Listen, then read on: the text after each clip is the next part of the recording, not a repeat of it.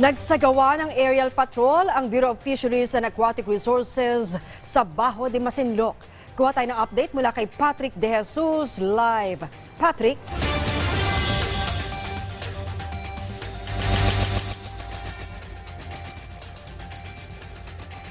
Ng aerial monitoring ng Bureau of Fisheries and Aquatic Resources o BIFAR sa Bajo de Masinloc. Ito'y habang nandoon ang kanilang barko na BRP Datu Tamblot na namamahagi ng tulong na krudo at pagkain sa mga maingis ng Pilipino, katuwang ang Philippine Coast Guard. Isa ang PTV News nakasama sa aerial patrol ng BIFAR simula kahapon sakay ng Cessna caravan plane ng BIFAR. Hanggang kanina sa aerial patrol ay nakita natin na nakaangkla ang BRP Datu Tamblot malapit sa bahura ng Bajo de Masinloc. Taliwas ito maan sa pahayag ng China Coast Guard na pinaalis nila ang naturang barko ng Pilipinas. Mula naman sa aerial monitoring ay nakita natin ang warship ng People's Liberation Army Navy ng China na nagbato ng Radio Challenge. Pero sinagot ng BIFAR at binanggit pa ang United Nations Convention on the Law of the Sea o UNCLOS. Narito at pakinggan natin.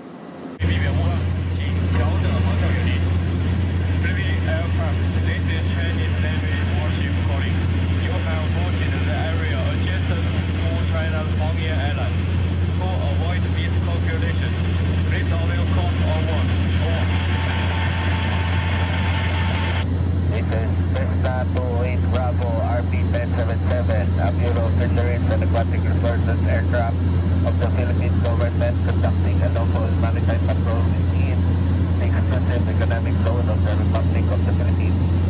Based on the 1982 U.S. Convention on the Law of the Sea, we are free to fly and operate as the international law allows. China, as a signing member of the UNCLOS on 10 December 1982, are requested to abide the said convention. You are way beyond the 200 nautical mile EEZ of your country. Please continue your charge.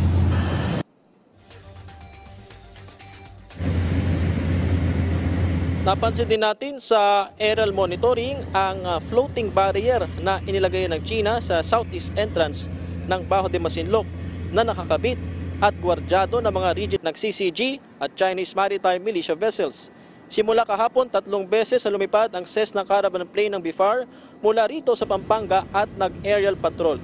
Sa kabuuan, isang PLA Navy ship ang nakita, 4 na barko ng China Coast Guard at 4 na Chinese Maritime Militia vessel. Sa ngayon ay patuloy na namamahagi ng tulong ang BRP Datu Tamblot malapit sa Bajo de Masinloc kung saan umabot na sa 20 Filipino mother boats ang nabigyan ng krudo at pagkain. Well, I think the main objective of the Chinese government, why they are doing this kind of false narrative, is they want to tell their own public audience that they are carrying out their own actions to prevent the Philippine government vessels in patrolling Bajo de Masinloc. That's the only reason. They want to tell their own public audience that the Philippine government is no longer patrolling our waters in Bajo de Masinloc, and that they are doing whatever actions to prevent us from patrolling these waters. Okay, sir. So, are they lying, sir? Well, basically, they are lying. Our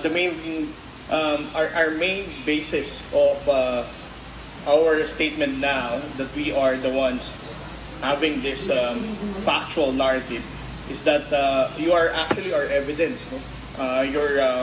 Your own videos, your own photos. We don't have to dictate our embedded journalists to make false stories or lies because the mere fact that you were able to see the Bureau of Fisheries and Aquatic Resources vessel still patrolling in Bajo de Masinloc, there's no reason for us to ask you to make such false narrative to undermine their own story. Simula nga ngayong buwan ay nagkaroon ng direktiba ang National Security Council na salitang magpatrolya ang BIFAR at PCG sa Bajo de Masinloc. Noong nakaraang linggo, ang nakadeploy sa Scarborough Shoal ay ang isa sa pinakamalaking barko ng PCG, yung 97 meters na BRP Teresa Magbanwa, na nakaranas din ng panggigipit mula sa mga barko ng China. At tamaan dahil nga sa ating nakita kanina na nandoon pa rin ang BRP Datu Tamblot, nagpapakita lamang ito na hindi totoo yung naging statement ng China na naitaboy nila yung barko ng Pilipinas. Maan. Mabuti na lang, Patrick, at nasilayan din ng publiko yung kakaibang perspektiba mula sa himpapawid dyan sa sitwasyon dyan sa Bajo de Masinloc. Maraming salamat sa iyo, Patrick De Jesus.